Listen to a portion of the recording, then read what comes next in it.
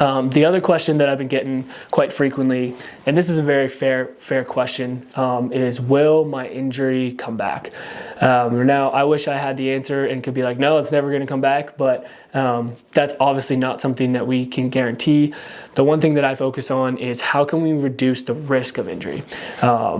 So the best way we can do that is not only rehabbing you to the point where, like, you know, you're pain-free with the exercises or the goals that you're trying to accomplish, but you're actually performing at a higher level and pushing your body. And I think that's an important aspect of rehab. At the movement, we call that like the bridge the gap phase of rehab, where we're bridging the gap between rehab and performance. And so we always want to know, what is your goal? What is your performance goal? And that's going to vary for everyone. You know, for me, it might be running marathons. For one of my clients, you know, Betty, who's a older lady who just wants to be able to pick up her groceries and walk them from the grocery store to her house, that's performance for her.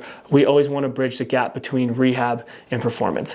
And so we need to know what you need to accomplish so that when we get to that phase, we can start challenging you and loading the body to build up your tolerance so that you can take on those demands to reduce the risk of re-injury. Where I think people go wrong a lot of time in rehab is in that phase. I think either they get to that phase, their pain is gone, they're doing a lot of what they were doing before, so they stop going to rehab.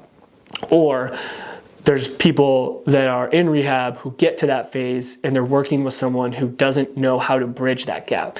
And so I think that's why it's really important to find the right person for you, because if you're someone who's trying to get back to, you know, running, and you get to that bridge the gap phase, but you're not working with a clinician that knows how to actually guide and prepare you to take on a marathon, we need to get you in front of the right person. And I think that's where we see a lot of these like re-injuries occurring, is people get to a place where their pain is better and they're feeling a little bit better and they're a little bit stronger, but they haven't been exposed to the full spectrum of rehab. So make sure that you don't stop at that phase when you get there. And then 2, make sure you have someone who can guide you through that bridge the gap phase so that you can go through the full spectrum of rehab.